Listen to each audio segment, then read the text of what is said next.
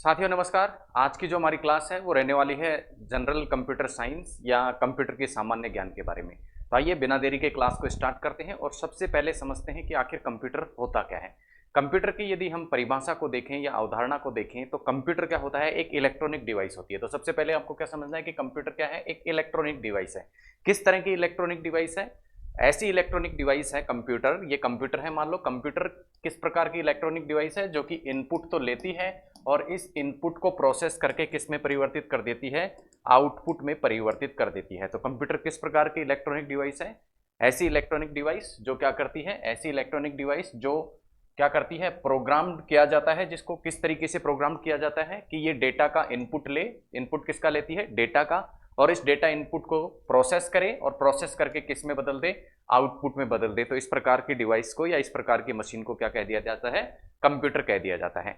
अब कंप्यूटर जो है वो एक अकेली मशीन नहीं होती, अपितु एक सिस्टम के रूप में होती है जिसकी खूब सारी यूनिट होती हैं। तो कंप्यूटर सिस्टम की यदि हम बात करें तो उसमें एक से अधिक यूनिट शामिल होती हैं। आइए देखते हैं किस किस प्रकार की यूनिट किसी कंप्यूटर सिस्टम में सम्मिलित होती हैं। तो कंप्यूटर सिस्टम में सबसे पहले सीपीयू, सेंट्रल प्रोसेसिंग यूनिट, इसके अलावा memory, input devices, output devices, hardware और सॉफ्टवेयर, ये सभी मिलके क्या बनाते हैं, कंप्यूटर सिस्टम बनाते हैं। तो आइए एक एक करके सभी को विस्तार से समझने का प्रयास करते हैं कि कंप्यूटर सिस्टम के ये जो अवयव हैं किस प्रकार से कार्य करते हैं, क्या पर्टिकुलर कार्य इनका होता है और किस प्रकार से इनको परिभाषित किया जा सकता है। तो सबसे पहले देखते हैं सीपीयू के बारे में। सबसे पहले देखेंगे किसके बारे में, सीपीयू के बारे में, सेंट्रल प्रोसेसिंग यूनिट के बारे में।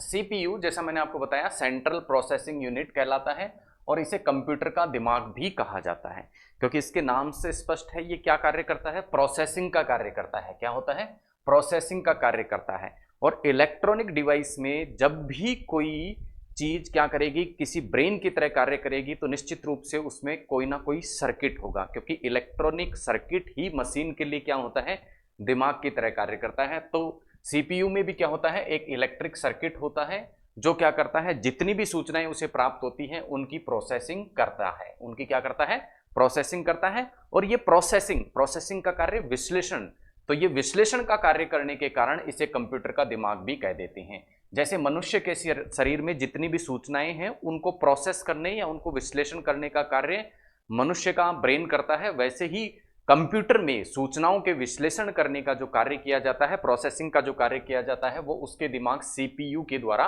किया जाता है। और जैसा मैंने आपको बताया सीपीयू में क्या होते हैं, इलेक्ट्रॉनिक सर्किट होते हैं। इलेक्ट्रॉनिक सर्किट होते हैं, ये या तो एक हो सकते हैं या एक से अधिक भी हो सकते हैं। और इन सर्किट्स को क्या बोला जाता है, इंटीग्रेटेड सर्किट्स बोला जाता है। बात करें मटेरियल की कि किस मटेरियल से ये इंटीग्रेटेड सर्किट बने होते हैं, तो ये इंटीग्रेटेड सर्किट सेमीकंडक्टर या अर्धचालक पदार्थों के बने होते हैं। अब अर्धचालक पदार्थ क्या होते हैं, जब साइंस की हमारी क्लास अर्धचालक के संदर्भ में आएगी, चालक और अर्धचालक के संदर्भ में, उस वक्त हम जानेंगे कि ये अर्धचालक पदार्थ क्या होते हैं। फिलहाल के लिए आपको समझना है कि इंटीग्रेटेड सर्किट या सीपीयू का जो इलेक्ट्रॉनिक सर्किट होता है वो कौन से पदार्थों से बना हुआ होता है, सेमीकंडक्टर या अर्धचालक पदार्थों से बना होता है। उसके अलावा सीपीयू क्या करता है, प्रोग्राम के माध्यम से क्या करता है, डेटा व निर्देश प्राप्त करता है। एक प्रोग्राम होता है जिसके माध्यम से सीपीयू इस तरह से डिजाइन किया जाता है कि वो इनपुट डिवाइसेस के माध्यम से क्या करता है, डेटा और निर्देश क्या करता है, प्राप्त करता है, और उन डेटा और निर्देशों की वो क्या करता है, प्रोसेसिंग करता है। अब इन डेटा और निर्देश जो कि इसको प्राप्त हुए हैं सीपीयू को, वो एक जगह क्या कर लेता है, एकत्रित कर लेता है। इसे लोकल मेमोरी या रजिस्टर कहा जाता है। तो देखिए जैसे हमारा दिमाग क्या करता है, किसी सूचना को संग्रहित कर लेता है और दोबारा जब वही सूचना दिमाग के सामने आती है तो उसके लिए प्रतिक्रिया देने में दिमाग को क्या लगता है, कम समय लगता है। तो इसी प्रकार का सिस्टम कंप्यूटर के द्वारा अपनाया जाता है। बार बार यदि कोई डेटा या निर्देश कंप्यूटर को प्राप्त होता है तो उस निर्देश या डेटा को कंप्यूटर अपनी एक लोकल मेमोरी जिसे क्या कहा जाता है, रजिस्टर कहा जाता है, उसमें क्या कर लेता है, संग्रहित कर लेता है। अब आप इमेज देख पा रहे होंगे, जैसा मैंने आपको बताया कि कंप्यूटर का जो सीपीयू होता है वो एक इलेक्ट्रिक सर्किट के रूप में होता है। तो आप देख पा रहे हैं इस प्रकार का एक इलेक्ट्रिक सर्किट के रूप में सीपीयू होता है। ये कुछ सर्किट आपको इस प्रकार का सर्किट जो है वो आपको तस्वीर में दिखाई दे पा रहा होगा। यही क्या होता है, कंप्यूटर का दिमाग होता है, जो किसके अंतर्गत होता है, सीपीयू और सेंट्रल प्रोसेसिंग यूनिट के अंतर्गत होता है। ये बात हुई सेंट्रल प्रोसेसिंग यूनिट की। अब सेंट्रल प्रोसेसिंग यूनिट के भी कुछ भाग होते हैं। मुख्यतः सेंट्रल प्रोसेसिंग यूनिट के 3 भाग होते हैं। आइए देखते हैं किस किस प्रकार के भाग सेंट्रल प्रोसेसिंग यूनिट के होते हैं। तो सीपीयू को मोटे तौर पर 3 भागों में हम क्या कर सकते हैं, बांट के देख सकते हैं। पहला जो भाग होता है उसे क्या कह देते हैं, कंट्रोल यूनिट। क्या कह देते हैं, कंट्रोल यूनिट, या इसे बोल देते हैं माइक्रो प्रोसेसर। क्या बोल देते हैं, माइक्रो प्रोसेसर।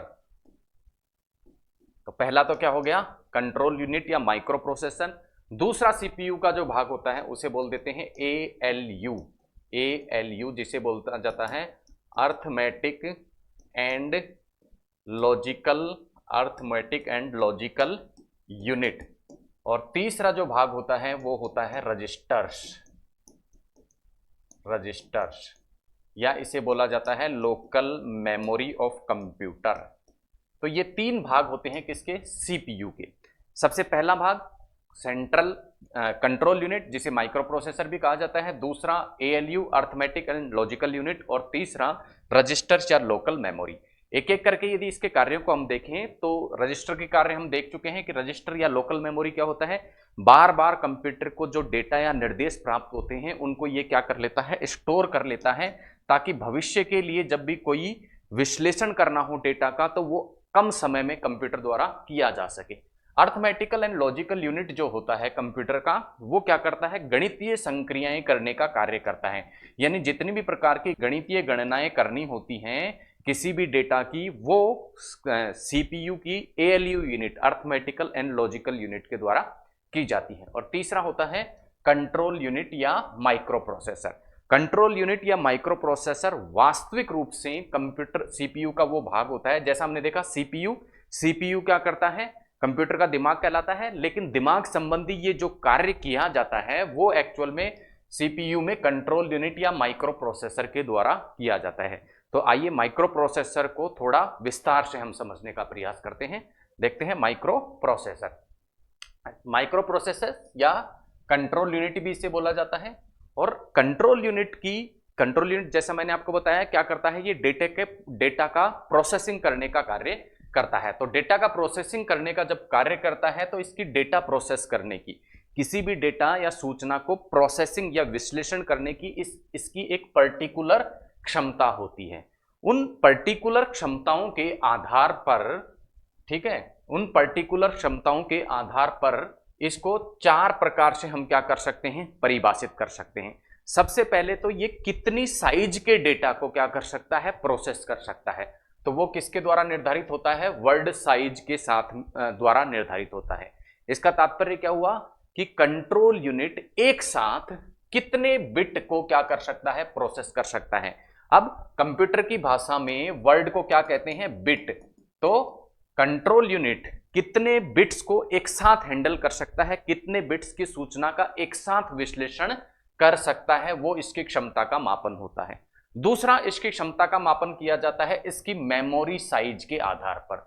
मेमोरी साइज का तात्पर्य है कि कंट्रोल यूनिट के द्वारा अधिकतम कितने मेमोरी, अतः अधिकतम कितना डाटा इसके द्वारा स्टोर किया जा सकता है, वो इसकी मेमोरी साइज के आधार पर क्षमता का आकलन किया जाता है। उसके अलावा इसका क्लॉक स्पीड की क्षमता के आधार पर भी आकलन किया जाता है, और कितनी स्पीड से किसी डेटा का ये क्या करता है, प्रोसेस करता है, वो इसकी क्लॉक स्पीड होती है। ज्यादा क्लॉक स्पीड इसका मतलब डेटा का विश्लेषण वो कम समय में तीव्र गति से करेगा। कोर, इसी प्रकार कोर भी एक यूनिट है जिसके माध्यम से सेंट्रल कंट्रोल यूनिट की क्षमता का क्या किया जाता है, आकलन किया जाता है। और इस कोर का तात्पर्य है कि कंट्रोल यूनिट एक बार में कितने टास्क को हैंडल कर सकता है। यानी एक तरफ वो गणितीय गणनाएं भी कर रहा है, एक तरफ ग्राफिक का कार्य भी कर रहा है, एक तरफ क्या एनिमेशन का कार्य भी कर रहा है। इस प्रकार जब एक साथ बहुत सारे कार्य, मल्टीटास्किंग यदि किसी कंट्रोल यूनिट के द्वारा की जाती है तो उसे उस आधार पर ड्यूल कोर, यानी 2 कार्य एक साथ कर सकता है तो ड्यूल कोर, क्वाड कोर 4 कार्य एक साथ कर सकता है, 4 टास्क एक साथ पूर्ण कर सकता है तो क्वाड कोर, और फिर उसके बाद में ऑक्टा कोर। तो इस प्रकार कितने टास्क कंप्यूटर एक साथ एक ही समय में पूरा कर सकता है उसे क्या कहा जाता है, कोर कहा जाता है। और इसके आधार पर ड्यूल कोर, क्वाड कोर और ऑक्टा कोर में कंप्यूटर कंट्रोल यूनिट की क्षमता के आधार पर कंप्यूटरों को बांटा जा सकता है। यह बात थी कंट्रोल यूनिट या माइक्रो प्रोसेसर की क्षमता की। अब देखते हैं माइक्रो प्रोसेसर की कुछ पीढ़ियों की। माइक्रो प्रोसेसर शुरुआत से लेके अब तक माइक्रो प्रोसेसर जो है उसमें काफी बदलाव हुआ है। जब कंप्यूटर का सबसे पहले क्या किया गया, निर्माण किया गया, उस समय जो माइक्रो प्रोसेसर या कंट्रोल यूनिट प्रयुक्त की जाती थी उसके पश्चात इसमें काफी परिवर्तन हुए। तो आइए देखते हैं शुरुआत से लेके अब तक किस किस प्रकार के माइक्रो प्रोसेसर या कंट्रोल यूनिट को कंप्यूटर में काम में लिया जाता है। सबसे पहले पहली जनरेशन के जो कंप्यूटर थे जो कि 1971 से 1973 के मध्य काम में लिए जाते थे, उस समय जो चिप टाइप या माइक्रो प्रोसेसर यूज किया जाता था वो क्या था, LSI। अब ये LSI क्या होता है, आने वाली कुछ स्लाइड में इसको भी हम समझने वाले हैं, लेकिन अभी के लिए आपको समझना है कि LSI का तात्पर्य होता है लार्ज स्केल सर्किट।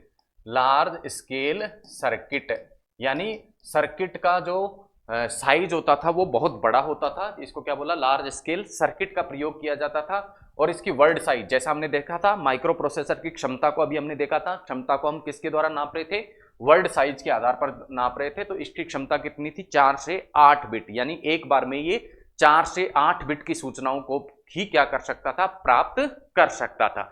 इसकी मैक्सिमम मेमोरी साइज थी वो कितनी थी, 1 KB थी। इसकी स्पीड कितनी थी, 108 से लेके 200 किलो हर्ट्ज की थी। कोर कैसा था, ये सिंगल, अर्थात एक बार में एक ही टास्क को हैंडल कर सकता था। एग्जाम्पल देखें, शुरुआत में इस प्रकार के माइक्रो प्रोसेसर आते थे जैसे इंटेल 8080, इंटेल 8080।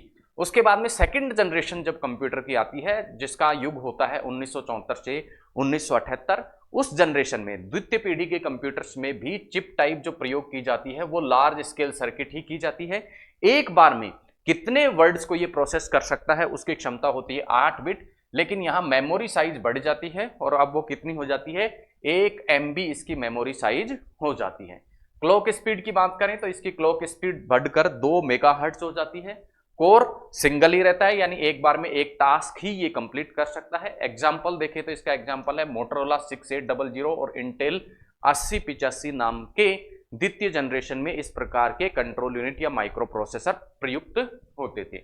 उसके बाद आती है तीसरी पीढ़ी 1979 से 80 के युग में, और यहां अब सर्किट जो है वो बदल गया। अब लार्ज स्केल सर्किट की जगह किस प्रकार के सर्किट का प्रयोग होने लगा, वेरी लार्ज इंटीग्रेटेड सर्किट का क्या होने लगा, प्रयोग होने लगा। और अब वर्ड की साइज भी बढ़ गई, वर्ड की साइज जो कि 8 बिट थी 16 बिट हो गई, यानी एक साथ अब 16 बिट की सूचना क्या कर सकता है ये कंट्रोल यूनिट या माइक्रो प्रोसेसर प्राप्त कर सकता था। मेमोरी साइज भी बढ़ के 16 MB हो जाती है। इसी प्रकार क्लॉक स्पीड भी बढ़कर 4 मेगाहर्ट्ज से लेके 6 मेगाहर्ट्ज हो जाती है। कोर सिंगल ही रहता है, एग्जाम्पल है इंटेल 8086। इसके बाद आते हैं फोर्थ जनरेशन कंप्यूटर 1981 से 95, सर्किट वही very large integrated circle, very large scale integrated circle. Memory word size 32 bit की हो जाती है, मेमोरी जो है वो 4 GB की। उसके बाद जो क्लॉक स्पीड है वो बढ़ के 133 मेगाहर्ट्ज हो जाती है। कोर सिंगल ही रहता है, एग्जाम्पल है इंटेल 80386 और मोटोरोला 6803। उसके बाद आती है पांचवी जनरेशन जो कि 1995 से लेके अब तक उसी प्रकार की जनरेशन चल रही है, पांचवी पीढ़ी कंप्यूटर की चल रही है। अब 64 बिट के डेटा को एक साथ क्या कर सकता है, कंप्यूटर प्राप्त कर सकता है। 64 GB इसकी क्या हो गई है, मैक्सिमम मेमोरी साइज हो गई है। और क्लॉक स्पीड बढ़ के 533 मेगाहर्ट्ज से लेके कितनी हो गई है, 34 गीगाहर्ट्ज तक इसकी क्या हो गई है, मेमोरी स्पीड हो गई है, क्लॉक स्पीड हो गई है। मल्टीकोर मतलब एक साथ बहुत सारे टास्क अब कंप्यूटर कर सकता है। एग्जाम्पल है पेंटियम, सेलेरॉन और जीनोन।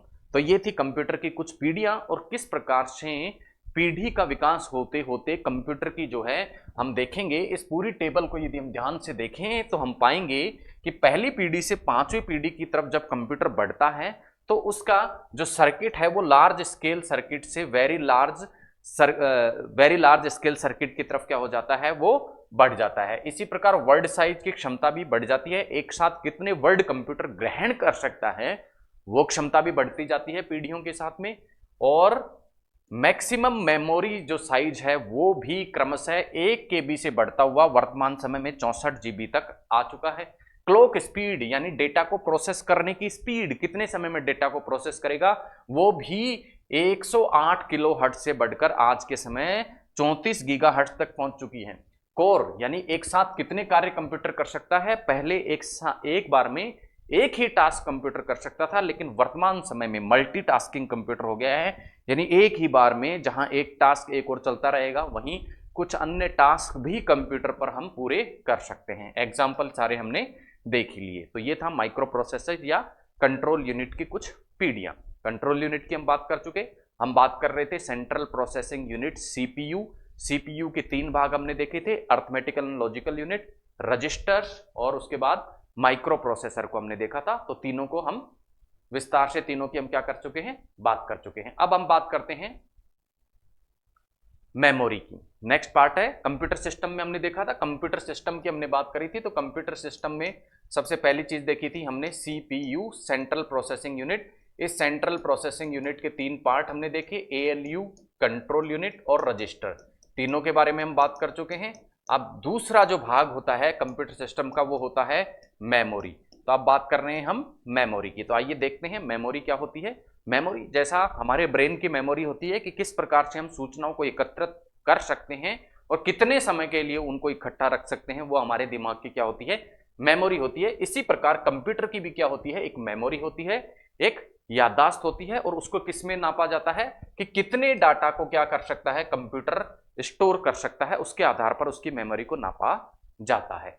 और कंप्यूटर का वह भाग जहां पर इस डेटा को स्टोर करके रखा जाता है, वो उस कंप्यूटर की क्या कहलाती है, मेमोरी कहलाती है। अब जैसे हम सूचनाओं को क्या करते हैं, किसी पेड़ को हमने देखा तो पेड़ का वो जो दृश्य हम पेड़ के रूप में हमारे दिमाग में संग्रहित कर लेते हैं, लेकिन कंप्यूटर के मामले में ऐसा नहीं है। कंप्यूटर चाहे किसी भी सूचना को प्राप्त करे, वो उस सूचना को बाइनरी नंबर में बदल देता है। तो कंप्यूटर जो है प्रत्येक सूचना को किसके रूप में ग्रहण करता है, बाइनरी नंबर।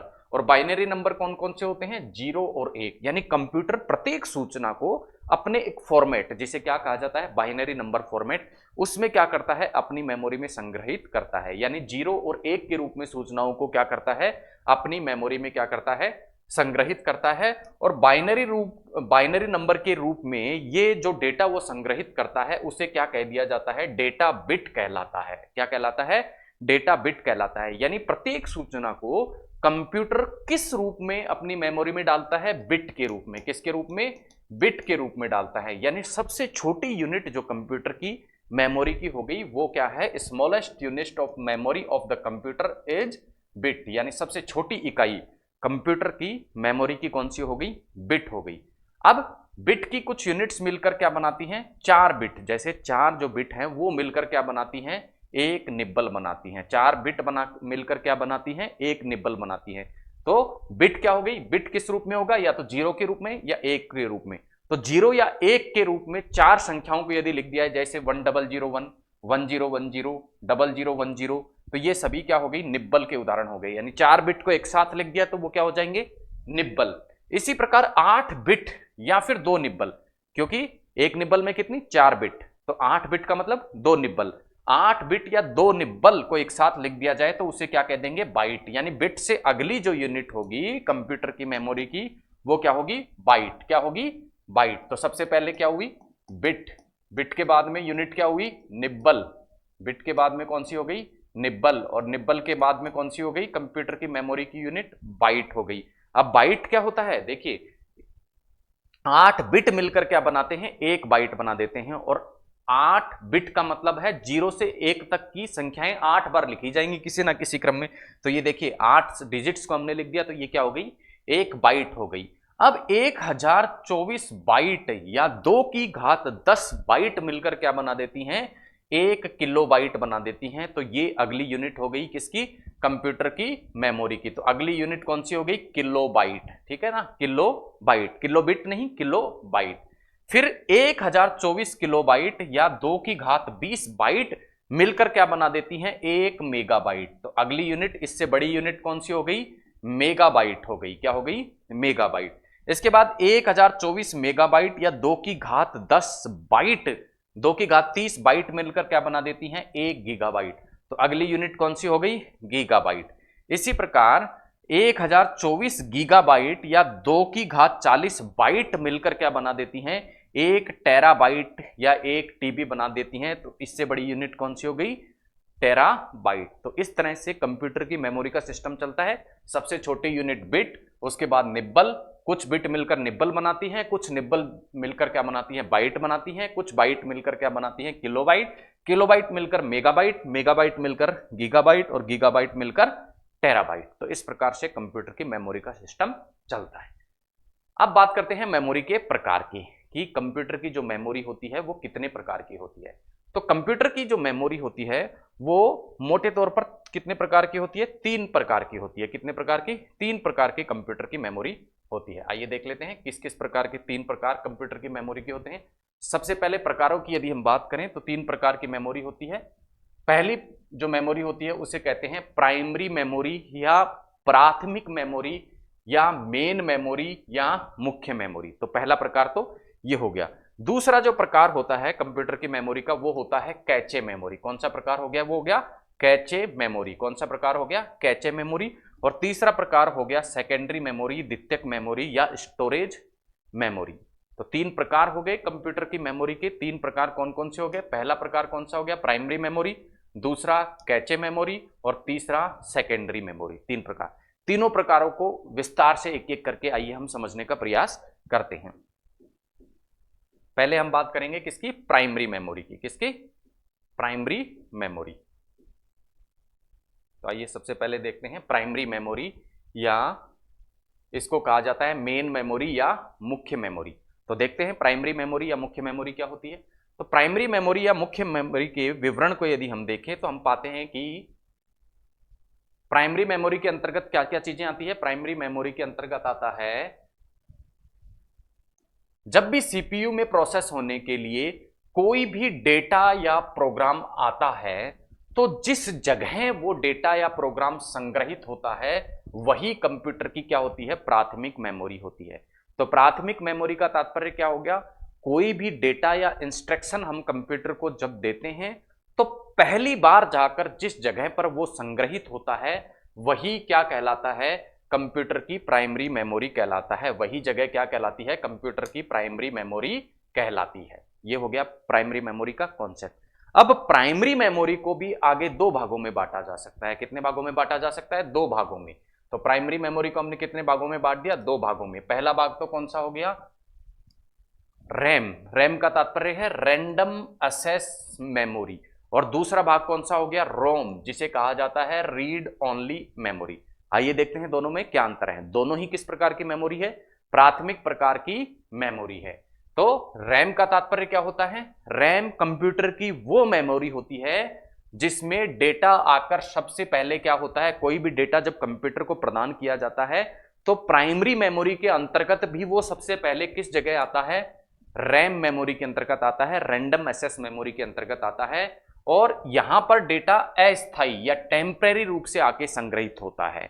यानी डेटा जब दिया जाएगा कंप्यूटर को सबसे पहले किस में जाएगा, वो रैम में जाएगा, लेकिन यहां टेम्परेरी रूप में ही वो क्या रहता है, संग्रहित रहता है। यानी डेटा हमने प्रदान किया उसी समय क्या हो गई, मान लो पावर सप्लाई क्या हो गई, बंद हो गई, तो चूंकि ये टेम्परेरी रूप में यहां पर संग्रहित है ये तो क्या हो जाएगा, ये जैसे ही लाइट चली जाएगी उसके बाद ये डेटा भी क्या हो जाएगा, नष्ट हो जाएगा, संग्रहित नहीं रहेगा।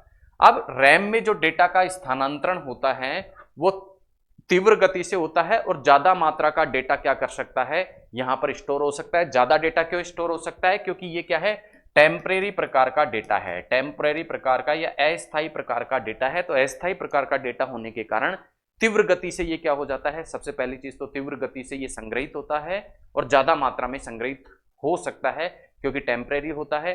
टेम्परेरी होने के कारण अधिक मात्रा में इसको स्टोरेज किया जा सकता है। दूसरी मेमोरी कंप्यूटर की जो प्राइमरी मेमोरी के अंतर्गत आती है वो होती है रैम। रैम के बाद में रोम, और रोम का तात्पर्य होता है रीड ओनली मेमोरी।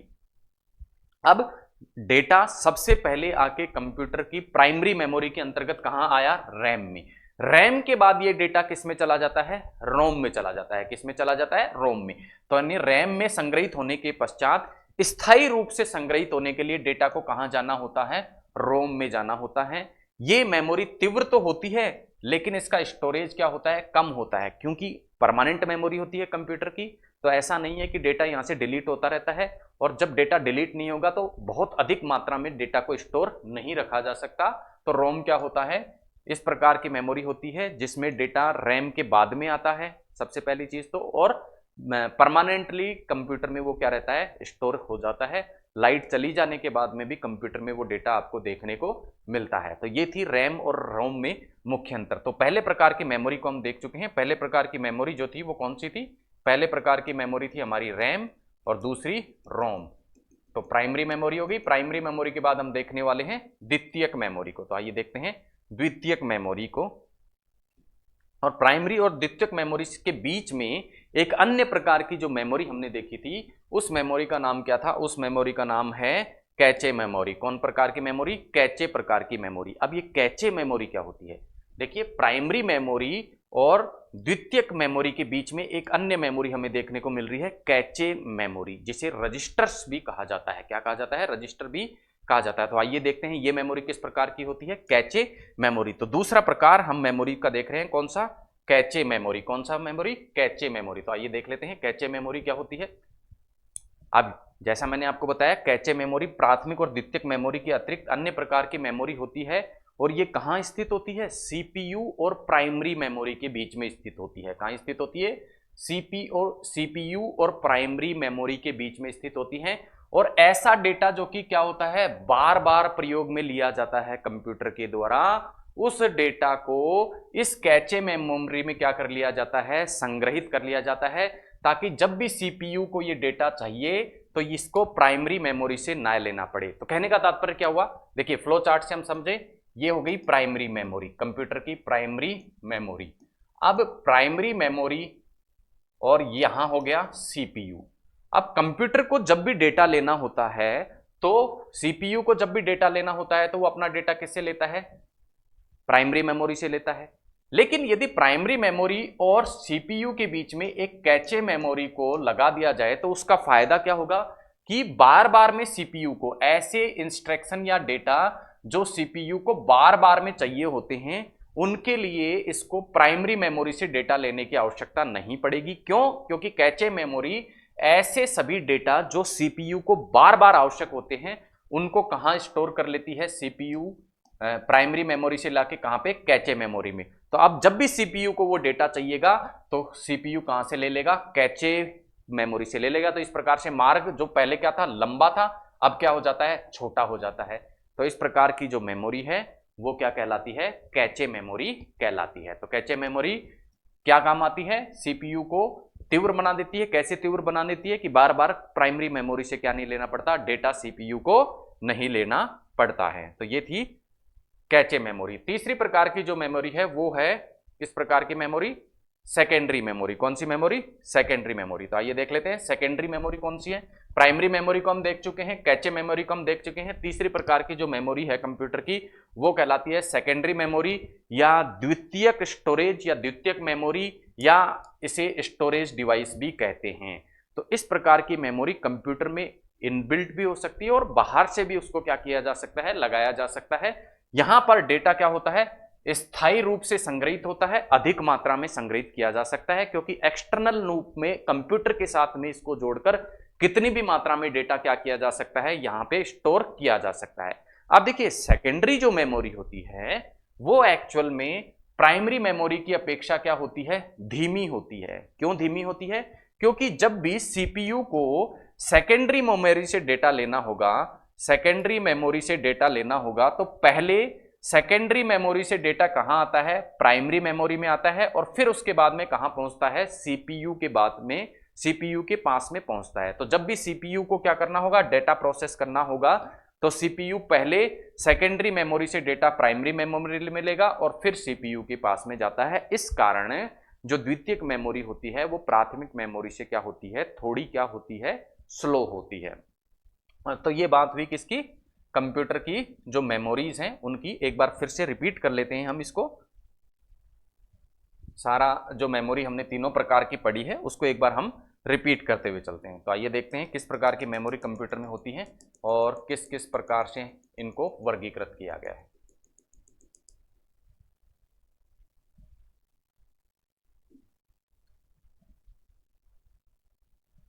टेबल को यदि मेन फॉर्मेट में हम लेके आते हैं, जिस फॉर्मेट में ये थी, तो वहां हम देखते हैं कि तीन प्रकार की मेमोरी हम देख रहे थे, प्राथमिक, द्वितीयक और तृतीयक। आइए एक एक करके वापस से इनको रिपीट करते हैं कि किस किस प्रकार की मेमोरी कंप्यूटर में पाई जाती है।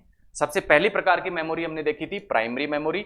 इस प्राइमरी मेमोरी के दो टाइप हमने देखे थे, रैम और दूसरा प्रकार कौन सा, रोम। दूसरे प्रकार की मेमोरी, प्राइमरी मेमोरी क्या थी, ऐसी मेमोरी थी जिसमें डेटा सबसे पहले आके कंप्यूटर में क्या होता है, स्टोर होता है। दूसरे प्रकार की मेमोरी थी किस प्रकार की, कैचे मेमोरी, जिसमें क्या होता है, सीपीयू और प्राइमरी मेमोरी के बीच में ये मेमोरी स्थित होती है और प्राइमरी मेमोरी से बार बार सीपीयू को डेटा ना लेना पड़े, उसके काम करती है कौन, कैचे मेमोरी। और तीसरी होती है सेकेंडरी मेमोरी, जो कि एक्सटर्नल डिवाइस के रूप में क्या करी जाती है, कंप्यूटर में लगाई जाती है और ये अपेक्षाकृत धीमी होती है।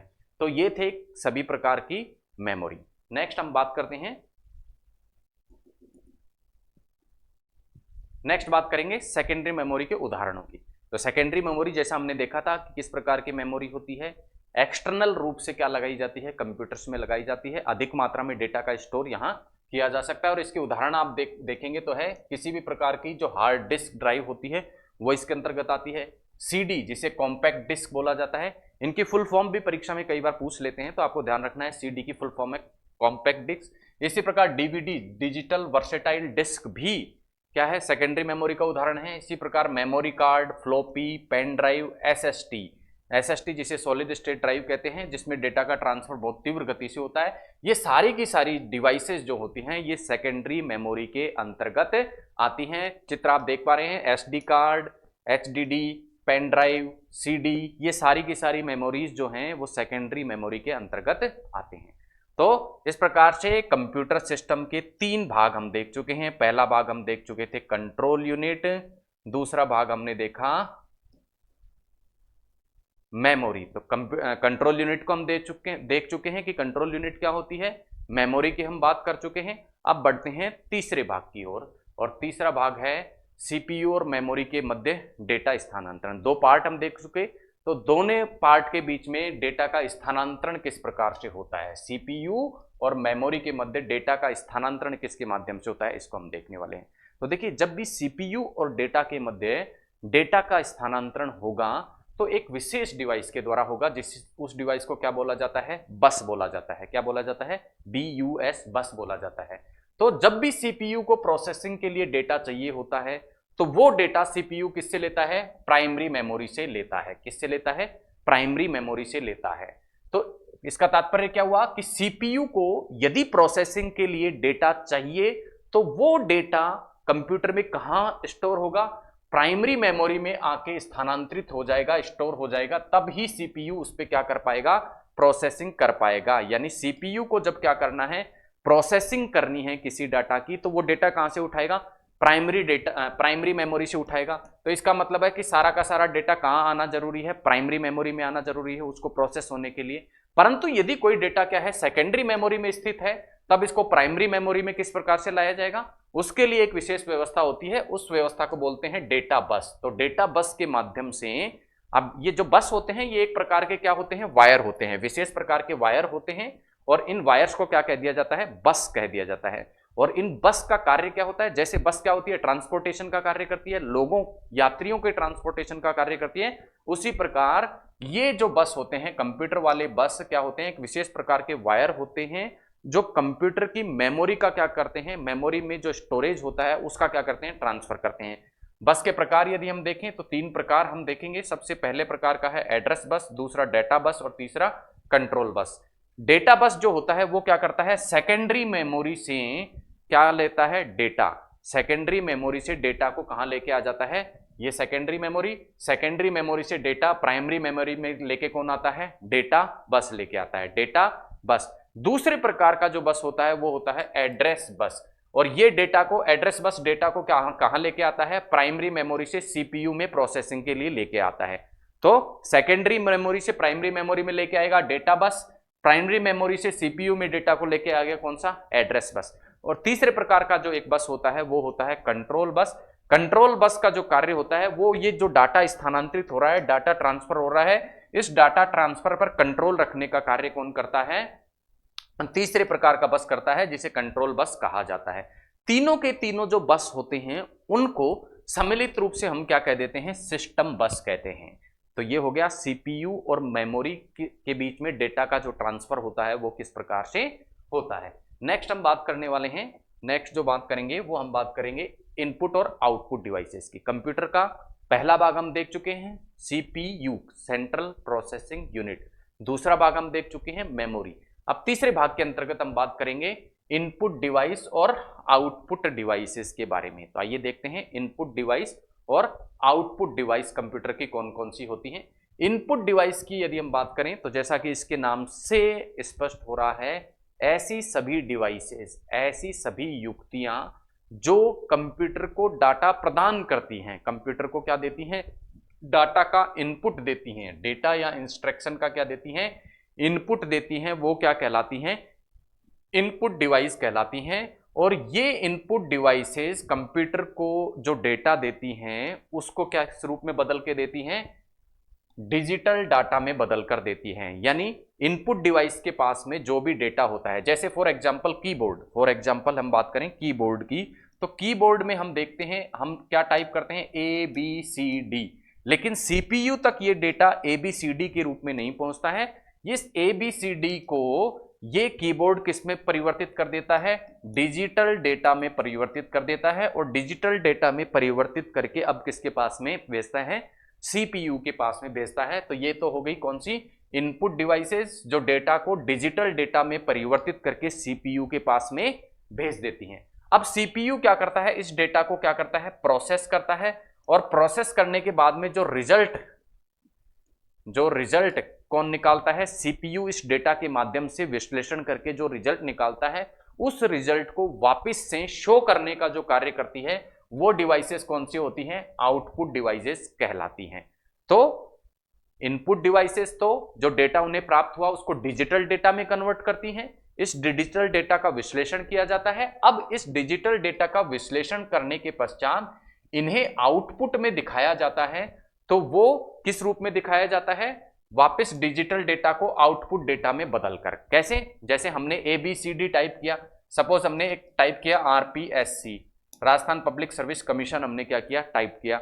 अब हमें राजस्थान पब्लिक सर्विस कमीशन की जो साइट है वो कंप्यूटर नहीं समझता कि RPSC क्या होता है, तो कीबोर्ड उसे इस RPSC को डिजिटल फॉर्म में कन्वर्ट कर देगा। इस इंफॉर्मेशन को ये किसके पास में जाएगी? सीपीयू के पास में जाएगी। अब सीपीयू अपनी ही भाषा में ये क्या देगा? रिजल्ट देगा। लेकिन उस रिजल्ट को जब हम आउटपुट डिवाइस मॉनिटर पर देखेंगे तो वो हमें वापस से किस फॉर्मेट में दिखाई देगा? आउटपुट फॉर्मेट में ही दिखाया जाएगा। ABCD फॉर्मेट में ही हमें दिखेगा, ना कि कंप्यूटर के फॉर्मेट में। तो इस प्रकार की कुछ डिवाइसेस होती हैं जो इस प्रकार का कार्य करती हैं। दो भागों में इन डिवाइसेस को हमने बांटा, इनपुट डिवाइसेस और आउटपुट डिवाइसेस। उदाहरण हम देख लेते हैं इनपुट डिवाइसेस और आउटपुट डिवाइसेस का। पहले देखते हैं इनपुट डिवाइसेस। तो इनपुट डिवाइसेस में हम देखेंगे माउस जो होता है वो क्या है? एक इनपुट डिवाइसेस है, क्योंकि इसके द्वारा डेटा को हम क्या करते हैं? सीपीयू तक पहुंचाते हैं। क्लिक करते हैं तो क्लिक का पता सीपीयू को लगता है, जिससे आगे सूचनाओं का प्रोसेस होता है। इसी प्रकार बारकोड रीडर, जॉयस्टिक, ठीक है, touch pencil, touch pad, MICR, track ball, scanner और कीबोर्ड। परीक्षा में इस प्रकार के प्रश्न पूछे जाते हैं, डिवाइसेस के नाम दे दिए जाते हैं और पूछा जाता है ये इनपुट डिवाइसेस है या आउटपुट डिवाइसेस। तो आपको ध्यान रखना है इनपुट डिवाइसेस कौन कौन सी हैं? OCR, mouse, barcode reader, joystick, touch panel, touch pad, MICR, track ball, scanner, keypad, सभी की सभी क्या हैं? इनपुट डिवाइसेस हैं। दूसरा हम बात करते हैं आउटपुट डिवाइसेस की। किसकी? आउटपुट डिवाइसेस की। तो आइए आउटपुट डिवाइसेस को देखते हैं। आउटपुट डिवाइसेस की यदि हम बात करें तो आउटपुट डिवाइसेस में हम देखेंगे ऐसी सभी युक्तियां जो क्या करती हैं? डेटा को आउटपुट में बदलती हैं। आउटपुट के रूप में डेटा हमें दिखाई देता है, वो क्या कहलाती हैं? Output devices. एग्जाम्पल की यदि हम बात करें तो प्रिंटर क्या है? एक आउटपुट डिवाइस है। इसी प्रकार साउंड कार्ड, जिससे हम क्या करते हैं? साउंड हमको सुनाई देती है, आउटपुट डिवाइस। स्पीकर किस प्रकार की? Output device. अच्छा, माइक यदि हम देखें तो माइक क्या है? देखिए माइक किस प्रकार की डिवाइस हो गया, माइक में हम बोलते हैं, ठीक है, और ये बोली कहां तक लेके जाता है, मशीन तक ये लेके जाता है, तो ये तो कैसी हो गई, इनपुट डिवाइसेस। लेकिन यदि हम बात करें स्पीकर की, तो स्पीकर क्या करता है, आवाज को हम तक पहुंचाता है, यानी आउटपुट देता है, तो ये किस प्रकार की हो गई, आउटपुट डिवाइसेस हो गई। इसी प्रकार video card, plotter, GPS location, screen projector, headphone, monitor, ये सभी की सभी क्या हो गई, आउटपुट डिवाइस हो गई। तो ये कुछ इनपुट और आउटपुट डिवाइसेस के नाम थे जिनसे परीक्षा में प्रश्न पूछ लिए जाते हैं। तो आपको इनपुट डिवाइसेस और आउटपुट डिवाइसेस का नाम ध्यान रखना है कि कौन सी इनपुट डिवाइसेस हैं और कौन सी आउटपुट डिवाइसेस है। कॉन्सेप्ट यदि आप ध्यान रखेंगे तो आपका समझ आ जाएगा कि कौन सी इनपुट है, कौन सी आउटपुट। इनपुट मतलब कोई भी सूचना हम कंप्यूटर को दे रहे हैं तो वो क्या हो गई, इनपुट डिवाइसेस। कोई भी सूचना हम कंप्यूटर के माध्यम से प्राप्त कर रहे हैं तो वो कैसी डिवाइसेस हो गई, आउटपुट डिवाइसेस। तो जो युक्तियां इस प्रकार का कार्य करती हैं वो इनपुट और आउटपुट डिवाइसेस में अलग अलग कैटेगराइज हो जाती हैं। ये बात हुई इनपुट डिवाइस और आउटपुट डिवाइसेस की। अब नेक्स्ट पार्ट आता है कंप्यूटर सिस्टम का हार्डवेयर एंड सॉफ्टवेयर। पहला पार्ट सीपीयू, दूसरा पार्ट मेमोरी, तीसरा पार्ट हम देख चुके हैं इनपुट एंड आउटपुट डिवाइसेस, और चौथा पार्ट है hardware and software. Hardware and software, तो आइए देख लेते हैं अंतर हार्डवेयर और सॉफ्टवेयर में। तो हार्डवेयर और सॉफ्टवेयर में जो प्रमुख अंतर है वो ये है कि हार्डवेयर को तो हम देख सकते हैं या हाथ से छू सकते हैं। तो कंप्यूटर का ऐसा कोई भी भाग, ऐसी कोई भी डिवाइस जिसे हम क्या कर सकते हैं, देख सकें या जिसको छुआ जा सके, वो तो क्या कहलाता है, हार्डवेयर कहलाता है। जबकि कंप्यूटर का ऐसा भाग जिसको छुआ या देखा नहीं जा सकता वो क्या कहलाता है, सॉफ्टवेयर कहलाता है। और ये सॉफ्टवेयर हार्डवेयर और जो यूजर होता है उसके बीच में क्या होते हैं, इंटरफेस होते हैं, ठीक है। यूजर या उपयोगकर्ता, जैसे हम कंप्यूटर का प्रयोग कर रहे हैं, कंप्यूटर का प्रयोग करने वाले व्यक्ति और हार्डवेयर के बीच में इंटरफेस क्या होते हैं, सॉफ्टवेयर। अब देखिए कोई भी कंप्यूटर की डिवाइस जिसे हम देख सकते हैं, छू सकते हैं, उसको हम पीट के या बोल के तो कोई काम नहीं करवा सकते। वो काम कैसे करता है, वो काम करता है कुछ इंटरफेस के माध्यम से, यानी हमारे यानी यूजर और हार्डवेयर के बीच में कोई ना कोई ऐसी चीज होती है जो यूजर की जो भाषा है, बोली है या सूचना है उसको समझने योग्य बना दे, किसके लिए, हार्डवेयर के लिए। तो वही क्या होते हैं, सॉफ्टवेयर होते हैं। यानी हार्डवेयर को काम में लेने के लिए सॉफ्टवेयर आवश्यक होते हैं, और सॉफ्टवेयर यूजर यानी उपयोगकर्ता और हार्डवेयर के बीच में एक इंटरफेस होते हैं, एक मध्यस्थ होते हैं जो हार्डवेयर को काम में लेने में क्या होते हैं, सहायक होते हैं। तो हम कह सकते हैं सॉफ्टवेयर के माध्यम से ही हार्डवेयर अपना कार्य संपन्न करते हैं। इसका मतलब क्या हो गया कि सॉफ्टवेयर हार्डवेयर को ऑपरेशनल बनाने के लिए या काम करने के लिए आवश्यक होते हैं। एग्जाम्पल की यदि हम बात करें तो सेंट्रल प्रोसेसिंग यूनिट सीपीयू, हाथ से हम छू सकते हैं तो हार्डवेयर हुआ। इसी प्रकार रैम, इसे हम देख सकते हैं, कीबोर्ड इसे हम देख सकते हैं, मॉनिटर, माउस, इन सभी चीजों को हम देख सकते हैं, तो ये क्या हो गए, हार्डवेयर हो गए। जबकि एमएस विंडो जिसे हम छू या देख नहीं सकते, वीएलसी प्लेयर, फोटो एडिटर, इनको क्या किया जा सकता है, छुआ नहीं जा सकता, तो ये सभी के सभी क्या हो गए, सॉफ्टवेयर कहलाते हैं। तो ये अंतर हुआ सॉफ्टवेयर और हार्डवेयर में। नेक्स्ट हम चल रहे हैं सॉफ्टवेयर के प्रकारों की तरफ। तो आइए देखते हैं सॉफ्टवेयर के प्रकार। तो सॉफ्टवेयर के प्रकारों को यदि हम देखें तो मोटे तौर पर 3 प्रकारों में सॉफ्टवेयर को क्या किया जा सकता है, डिवाइड किया जा सकता है। 3 प्रकार सॉफ्टवेयर के होते हैं। पहला जो प्रकार होता है सॉफ्टवेयर का वो होता है सिस्टम सॉफ्टवेयर। दूसरा प्रकार सॉफ्टवेयर का होता है प्रोग्राम सॉफ्टवेयर या प्रोग्रामिंग टूल्स भी इन्हें कह दिया जाता है। और तीसरे सॉफ्टवेयर होते हैं एप्लीकेशन सॉफ्टवेयर। अब इन तीनों को भी आगे क्या किया गया है, आगे और सब डिवाइडेशन इनका किया गया है। आइए उस सब डिवाइडेशन को भी देख लेते हैं। सब डिवाइडेशन की यदि हम बात करें तो वापस से सिस्टम सॉफ्टवेयर को वापस से क्या किया गया है, सिस्टम सॉफ्टवेयर को वापस से 3 भागों में बांटा गया है। सिस्टम सॉफ्टवेयर वापस से 3 पार्ट, कौन कौन से, ऑपरेटिंग सिस्टम, सिस्टम यूटिलिटी और डिवाइस ड्राइवर। इसी प्रकार प्रोग्राम सॉफ्टवेयर या प्रोग्रामिंग टूल्स हैं, इनको वापस से आगे 3 भागों में बांटा गया है, प्रोग्रामिंग लैंग्वेज, लैंग्वेज ट्रांसलेटर और प्रोग्राम डेवलपमेंट टूल्स। नेक्स्ट यदि तीसरे प्रकार के सॉफ्टवेयर की हम बात करें तो उसको भी आगे वापस से क्या किया गया है, सब डिवाइड किया गया है। तीसरा जो प्रकार था वो कौन सा था, एप्लीकेशन सॉफ्टवेयर। कौन सा था, एप्लीकेशन सॉफ्टवेयर। एप्लीकेशन सॉफ्टवेयर को आगे फिर से जनरल पर्पस सॉफ्टवेयर और कस्टमाइज सॉफ्टवेयर में बांटा गया है। अब सभी की एक एक करके डिटेल से हम बात करने वाले हैं। एक बार फिर से इस स्लाइड को हम देख लें और देखते हैं कि किस प्रकार से इनको अलग अलग भागों में सॉफ्टवेयर को क्या किया गया है, बांटा गया है। सॉफ्टवेयर के प्रकार जो है वो निर्धारित किए गए हैं। आइए देखते हैं सॉफ्टवेयर के प्रकार जो निर्धारित किए गए हैं उनको। तो सॉफ्टवेयर के प्रकार जैसा हमने शुरू में देखा था कि सॉफ्टवेयर के जो प्रकार होते हैं 3 होते हैं।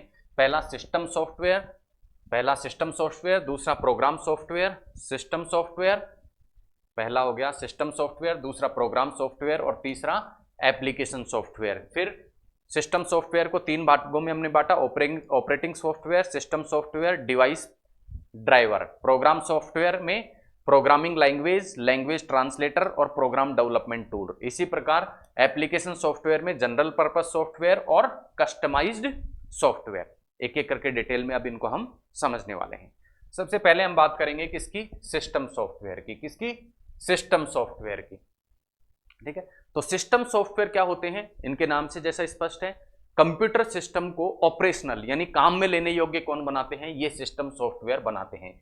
यानी कंप्यूटर का कोई भी भाग जिसे हम क्या कह देते हैं, सामान्य तौर पर हार्डवेयर कह देते हैं, या फिर या तो हार्डवेयर या कंप्यूटर के सिस्टम सॉफ्टवेयर को छोड़कर अन्य कोई भी सॉफ्टवेयर है, उसको यदि क्या करना है, फंक्शनल बनाना है, कार्यात्मक बनाना है, तो उसके लिए क्या चाहिए होता है, सिस्टम सॉफ्टवेयर की आवश्यकता होती है।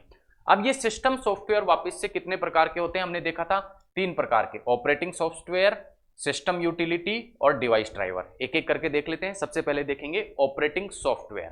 ठीक है, ऑपरेटिंग सॉफ्टवेयर का मतलब नाम में इसका अर्थ जो है वो निहित, ऑपरेटिंग मतलब ऑपरेट करने के लिए जो आवश्यक हो, यानी किसी भी कंप्यूटर को या किसी भी कंप्यूटर के हार्डवेयर या कंप्यूटर के किसी भी सॉफ्टवेयर को यदि काम कराना है तो उसके लिए कंप्यूटर में ऑपरेटिंग सिस्टम या ऑपरेटिंग सॉफ्टवेयर होना आवश्यक है। तो ये इसका प्रमुख कार्य है कि ऑपरेटिंग सिस्टम के बिना कंप्यूटर का कोई भी भाग काम नहीं कर सकता।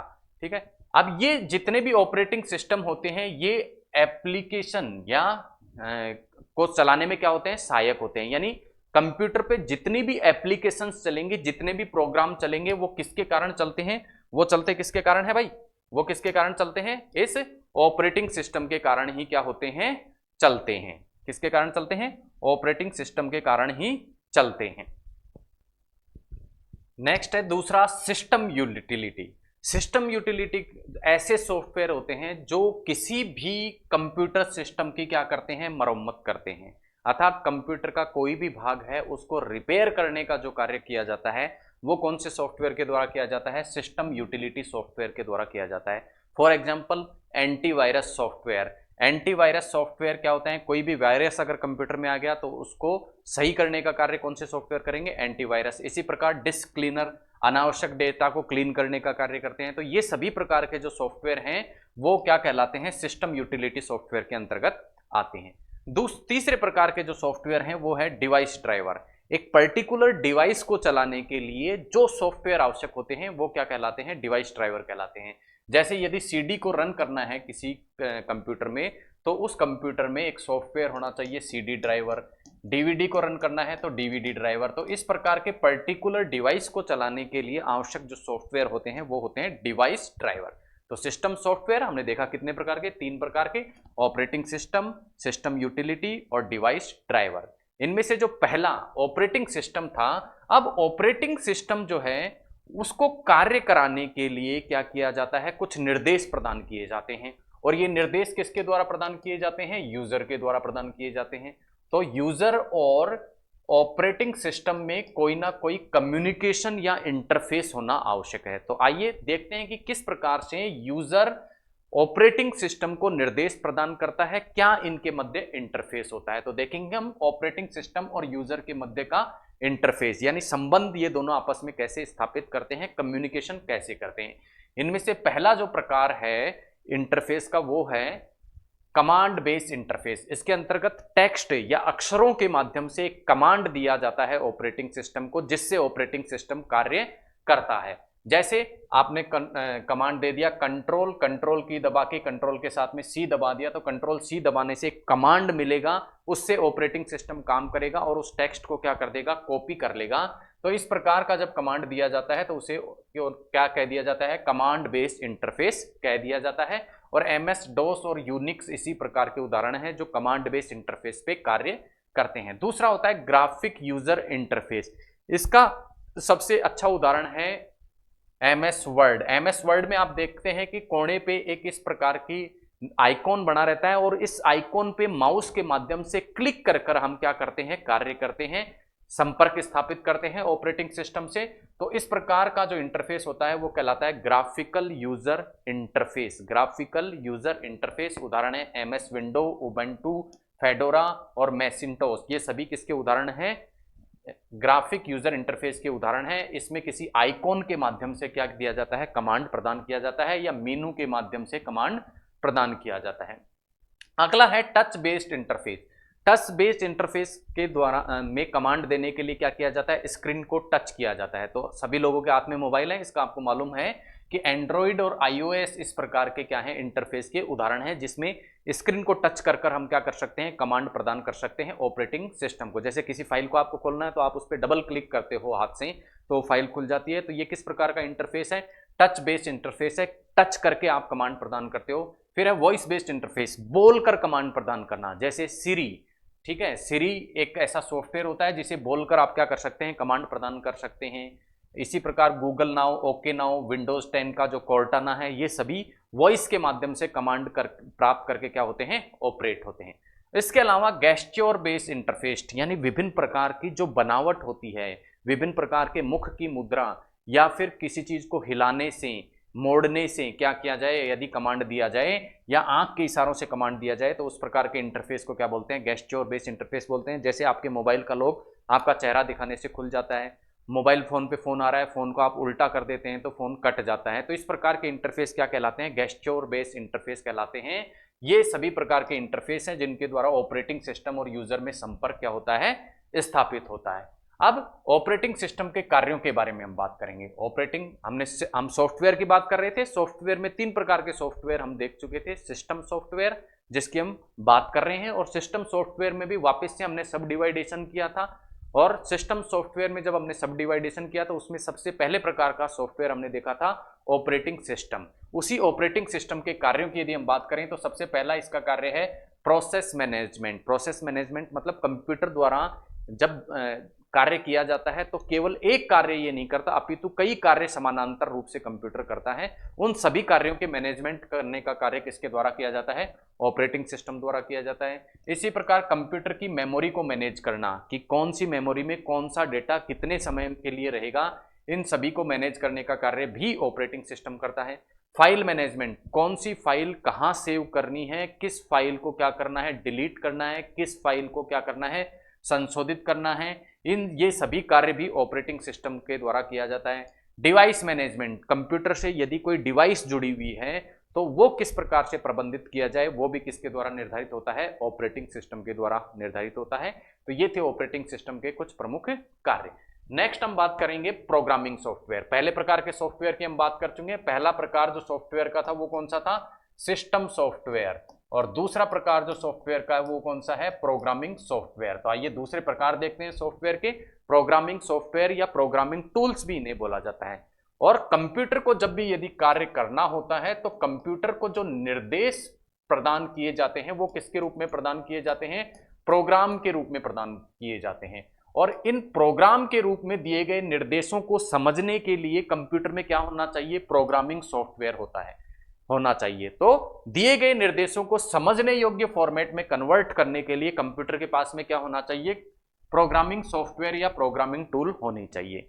और प्रोग्रामिंग टूल्स या प्रोग्रामिंग सॉफ्टवेयर मोटे तौर पर 3 प्रकार के होते हैं। पहला जो प्रकार है वो है प्रोग्रामिंग लैंग्वेज, यानी लैंग्वेज को समझने वाले सॉफ्टवेयर। दूसरा लैंग्वेज ट्रांसलेटर, लैंग्वेज को ट्रांसलेट करने वाले सॉफ्टवेयर। और तीसरा है प्रोग्राम डेवलपमेंट टूल्स, नए सॉफ्टवेयर बनाने के लिए आवश्यक सॉफ्टवेयर। तो आइए तीनों को अलग अलग समझते हैं। सबसे पहले बात करते हैं प्रोग्रामिंग लैंग्वेज। प्रोग्रामिंग लैंग्वेज स्पष्ट है कि ये जो सॉफ्टवेयर होते हैं कंप्यूटर को भाषा समझने के लिए क्या बनाते हैं, योग्य बनाते हैं। अब प्रोग्रामिंग लैंग्वेज पुनः कितने प्रकार के होते हैं? 2 प्रकार के होते हैं। पहला प्रकार कौन सा हो गया? लो लेवल लैंग्वेज या मशीन निर्भर भाषा। दूसरा हो गया हाई लेवल लैंग्वेज या मशीन स्वतंत्र भाषा। पहले प्रकार की हम बात करें लो लेवल या मशीन निर्भर भाषा। मशीन निर्भर भाषा या लो लेवल लैंग्वेज वापिस से कितने प्रकार की होती है? 2 प्रकार की।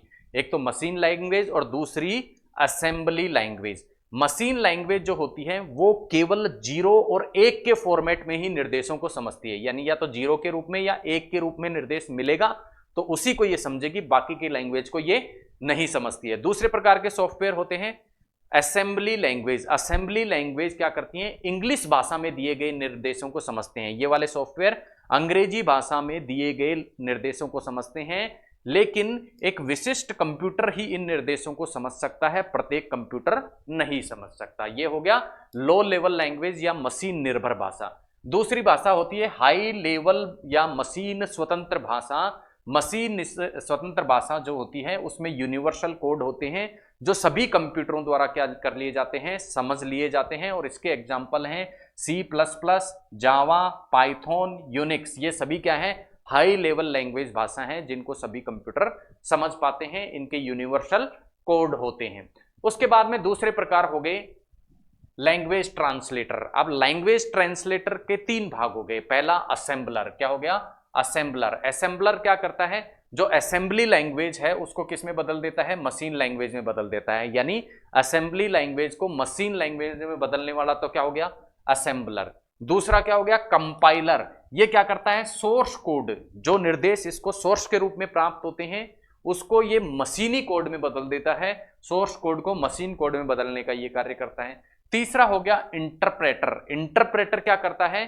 प्रोग्राम की जितनी भी लाइन है उनका ट्रांसलेशन करता है एक एक लाइन लेकर। तो सबसे पहला हो गया प्रोग्रामिंग लैंग्वेज सॉफ्टवेयर जो लैंग्वेज को समझने योग्य बनाता है कंप्यूटर को। दूसरा हो गया लैंग्वेज ट्रांसलेटर जो कि भाषा का ट्रांसलेशन करता है। और तीसरा हो गया प्रोग्राम डेवलपमेंट टूल्स।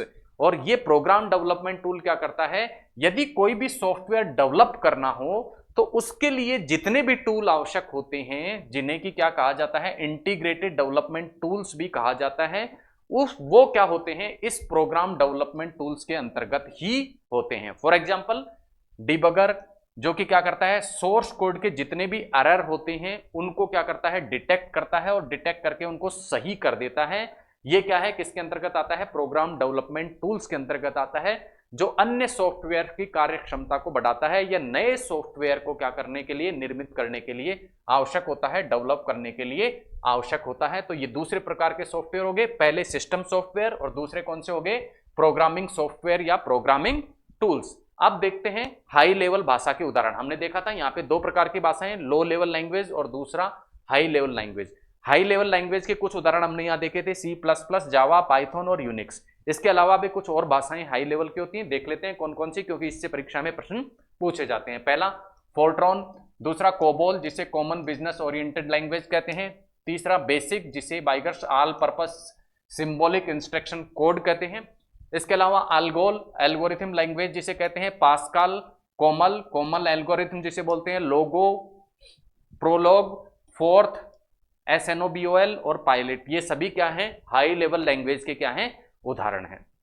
नेक्स्ट तीसरे प्रकार के सॉफ्टवेयर होते हैं एप्लीकेशन सॉफ्टवेयर। और एप्लीकेशन सॉफ्टवेयर एक पर्टिकुलर एप्लीकेशन को किसी भी कंप्यूटर पर चलाने के लिए आवश्यक होते हैं। पर्टिकुलर एप्लीकेशन को चलाने के लिए या एक विशिष्ट कार्य करने के लिए कंप्यूटर पे इस प्रकार के, देखिए जो ऑपरेटिंग सिस्टम या सिस्टम सॉफ्टवेयर तो प्रत्येक कंप्यूटर के लिए आवश्यक होते हैं, इसी प्रकार प्रोग्रामिंग सॉफ्टवेयर भी प्रत्येक कंप्यूटर के लिए आवश्यक होते हैं, क्योंकि उनके बिना कंप्यूटर कार्य नहीं कर सकता। लेकिन एप्लीकेशन सॉफ्टवेयर कुछ पर्टिकुलर, इनके बिना कंप्यूटर काम तो कर जाएगा, लेकिन कंप्यूटर पर एक पर्टिकुलर सॉफ्टवेयर को यदि चलाना हो तो उसके लिए एप्लीकेशन सॉफ्टवेयर आवश्यक होता है। और इसके 2 प्रकार होते हैं। पहला जनरल पर्पस सॉफ्टवेयर।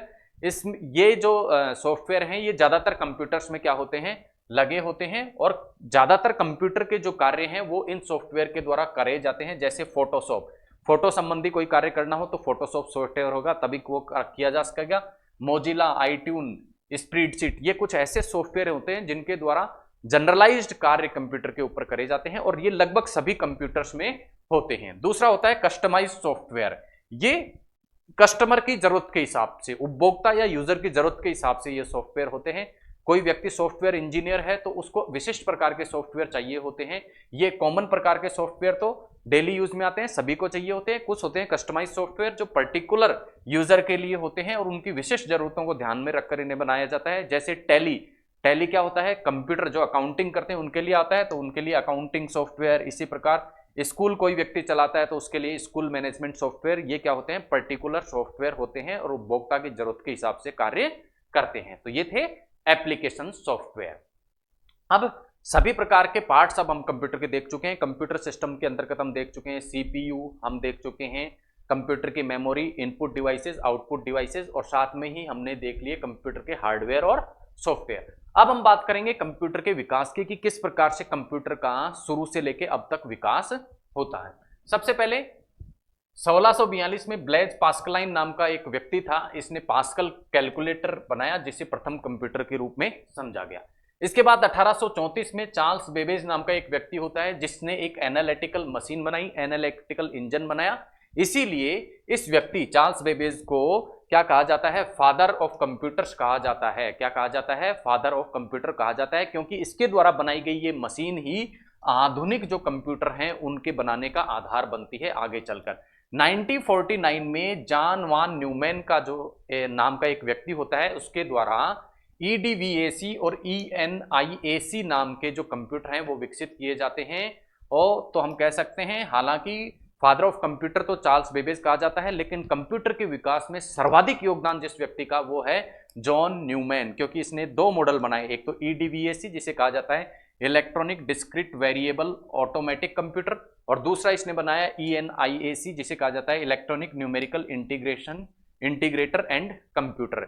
इन दोनों के विकास के कारण ही सर्वाधिक योगदान इस व्यक्ति का माना जाता है कंप्यूटर के विकास में। अब 1947 से लेके अब तक यदि कंप्यूटर के विकास की हम बात करें तो 1947 में सबसे पहले जब कंप्यूटर बनाया गया तो वहां वैक्यूम ट्यूब का प्रयोग किया गया कंप्यूटर के निर्माण के लिए। उसके बाद यूज किसका होने लगा, ट्रांजिस्टर का यूज होने लगा, और बाद में 1970 के बाद से ट्रांजिस्टर की जगह अब कंप्यूटर में इंटीग्रेटेड सर्किट या IC का प्रयोग करा जाता है। इसी कारण पहले जब वैक्यूम ट्यूब का प्रयोग किया जाता था तो कंप्यूटर का आकार एक कमरे के बराबर होता था, फिर ट्रांजिस्टर का प्रयोग हुआ तो कुछ छोटा हुआ, और अब जाके कंप्यूटर इंटीग्रेटेड सर्किट का जब प्रयोग करने लगा तो कंप्यूटर का आकार क्रमशः छोटे से छोटा होता गया। नेक्स्ट हम बात करेंगे कंप्यूटर के पीढ़ियों के बारे में। कंप्यूटर के विकास को हमने देखा तो अलग अलग पीढ़ियों से कंप्यूटर विकसित होते हुए आए, उनका साइज भी छोटा होता गया। देखते हैं कौन कौन सी पीढ़ियां हैं कंप्यूटर की। सबसे पहले पहली पीढ़ी 1940 से 1950 इसका समय माना जाता है, और इस समय में वैक्यूम ट्यूब को कंप्यूटर के निर्माण के लिए इस्तेमाल किया जाता था। दूसरी पीढ़ी 1950 से 1960 ट्रांजिस्टर का प्रयोग किया जाने लगा कंप्यूटर के निर्माण के लिए। तीसरी पीढ़ी जो कि 1960 से स्टार्ट होती है 1970 तक चलती है, अब कंप्यूटर में large scale integrated circuit LSI का प्रयोग होने लग जाता है, यानी इंटीग्रेटेड सर्किट का पहली बार प्रयोग तीसरी जनरेशन से क्या होता है, चालू होता है। फिर आती है फोर्थ जनरेशन जो कि 1970 से चालू होती है और अब तक वो चली आ रही है। यहां पर जो सर्किट प्रयोग होता है वो है very large integrated circuit, very large scale integrated circle, जो क्या होते हैं, माइक्रो प्रोसेसर बेस्ड होते हैं। माइक्रो प्रोसेसर क्या होता है क्लास में हम शुरू में ही देख चुके हैं। फिर आती है पांचवी पीढ़ी, ठीक है, जो कि अब से लेके आगे फ्यूचर तक ये पांचवी पीढ़ी तक चलने वाली है, यानी भविष्य की जो पीढ़ी है वो कौन सी है, पांचवी पीढ़ी है। और इसमें आर्टिफिशियल इंटेलिजेंस होगी, कृत्रिम बुद्धिमत्ता होगी, स्वतः ही ये चीजों को समझ पाएगा। और इसमें जो सर्किट प्रयोग होंगे वो होंगे ULSI, ultra large scale integrated circuit, इसमें क्या होंगे, प्रयुक्त होंगे। तो ये थी कंप्यूटर की कुछ जनरेशन। आप देख पाएंगे पहली पीढ़ी में जो कंप्यूटर बने थे वो कमरे की साइज के बहुत बड़े कंप्यूटर, और आज हथेली की साइज के कंप्यूटर हमें देखने को मिलते हैं। ये थी कंप्यूटर की कुछ पीढ़ियां। अब बात करते हैं हम कंप्यूटर के डेटा, इसके प्रकार और डेटा कैप्चरिंग के बारे में। सबसे पहले बात करें डेटा, तो डेटा क्या होता है, ऐसा कोई भी इंस्ट्रक्शन, ऐसी कोई भी चीज जिसमें क्या हो, सूचना निहित हो, वो क्या कहलाती है, डेटा कहलाती है। डेटा के प्रकारों की यदि हम बात करें तो तीन प्रकार के डेटा होते हैं। पहला स्ट्रक्चर्ड डेटा, ऐसा डेटा जो बिल्कुल व्यवस्थित क्रम में हो। दूसरा होता है अनस्ट्रक्चर्ड डेटा, किसी प्रकार का कोई क्रम नहीं, अव्यवस्थित होता है। तीसरा होता है सेमी स्ट्रक्चर्ड डेटा, जिसमें कुछ मात्रा तक तो क्या होता है, डेटा व्यवस्थित और कुछ मात्रा में अव्यवस्थित होता है। जैसे ईमेल और HTML जो पेज होते हैं वो कुछ मात्रा में व्यवस्थित और कुछ मात्रा में अव्यवस्थित होते हैं। अब देखिए ये स्ट्रक्चर्ड डेटा, इसमें कुछ क्रम आपको दिखाई दे रहा है। ये अनस्ट्रक्चर्ड डेटा जिसमें कोई क्रम नहीं है, ब्लू बॉक्स है, फिर उसके बाद में इसके सामने दूसरा बॉक्स नहीं, आगे पीछे ये बॉक्स है, तो इस प्रकार के डेटा को अनस्ट्रक्चर्ड डेटा कह दिया जाता है। फिर आता है डेटा कैप्चरिंग। डेटा कैप्चरिंग का तात्पर्य है डेटा को प्राप्त करना। डेटा प्राप्त करना मतलब डेटा को यदि प्रोसेस करना है, डेटा पे यदि विश्लेषण करना है, तो वो डेटा हमारे पास में आना चाहिए। वो डेटा जब आता है तो उसे क्या कह देते हैं, डेटाबेस। यानी डेटा पूरे फाइल के रूप में आता है तो उसे डेटाबेस कह देते हैं या फिर फाइल कह देते हैं। अब इस डेटाबेस या फाइल से डेटा प्राप्त करना ही क्या कहलाता है, डेटा कैप्चरिंग कहलाता है। फिर उसके बाद आता है डेटा रिकवरी। डेटा रिकवरी का तात्पर्य है यदि कोई डाटा डिलीट हो जाता है या करप्टेड हो जाता है तो उस डेटा को वापस से कैसे प्राप्त करें, वो क्या कहलाता है, डेटा रिकवरी। ये थे डेटा, उसके कुछ प्रकार, और डेटा रिकवरी और डेटा कैप्चरिंग। नेक्स्ट, कंप्यूटर जो साइंस है उससे संबंधित कुछ विशिष्ट तथ्यों को हम देखने वाले हैं जिनसे कई बार परीक्षाओं में प्रश्न पूछ लिए जाते हैं। हालांकि ये रटने वाले तथ्य हैं, लेकिन एक बार एक दृष्टि में इनको हम देख लेते हैं। सबसे पहले हम बात करते हैं माइक्रो कंट्रोलर के बारे में। तो माइक्रो कंट्रोलर क्या होते हैं, ये ऐसी छोटी छोटी डिवाइस होती है जो अपने आप में कंप्यूटर के रूप में कार्य करती हैं। जैसे फॉर एग्जांपल वॉशिंग मशीन आप देखेंगे तो वॉशिंग मशीन में भी कुछ फंक्शन क्या होते हैं, कुछ प्रोग्राम होते हैं, उन प्रोग्रामों के हिसाब से वॉशिंग मशीन क्या होती है, फंक्शन करती है। तो यही तो कंप्यूटर करता है, एक इलेक्ट्रिक सर्किट लगा होता है जिसमें कुछ प्रोग्राम होते हैं, उनके अनुसार कार्य करता है। इसी प्रकार डिजिटल कैमरा, इसी प्रकार माउस, इसी प्रकार keyboard, remote control, microwave oven, ये सभी क्या है, एक प्रकार के छोटे कंप्यूटर हैं और इन्हें क्या कह दिया जाता है, माइक्रो कंट्रोलर कह दिया जाता है। फैक्स की यदि हम बात करें तो इसकी फुल फॉर्म कई बार परीक्षा में पूछ ली जाती है, तो वो होता है फैक्स मिल। OCR जो कि क्या कहलाता है, optical character recognition. Optical character recognition OCR, ये क्या है, एक प्रकार की इनपुट डिवाइसेस है। इसी प्रकार MICR जिसे कहा जाता है मैग्नेटिक इंक कैरेक्टर रिकॉग्नाइजेशन, ये भी एक प्रकार की इनपुट डिवाइसेस है। उसके बाद QR क्विक रेस्पॉन्स कहलाता है। OMR ऑप्टिकल मार्क रिकॉग्नाइजेशन, जिसके माध्यम से द्वारा परीक्षा की कॉपियां चेक होती हैं, ये क्या कहलाते हैं, ऑप्टिकल मार्क रिकॉग्नाइजेशन, और ये भी क्या है, एक प्रकार की इनपुट डिवाइस है। तो ये थे कंप्यूटर से संबंधित कुछ विशिष्ट तथ्य जो अक्सर परीक्षाओं में पूछ लिए जाते हैं। इसी के साथ आज की जो कंप्यूटर के सामान्य ज्ञान संबंधी हमारी जो क्लास है वो समाप्त होती है। मिलते हैं अगली क्लास में एक नए टॉपिक के साथ में, तब तक के लिए धन्यवाद, जय हिंद।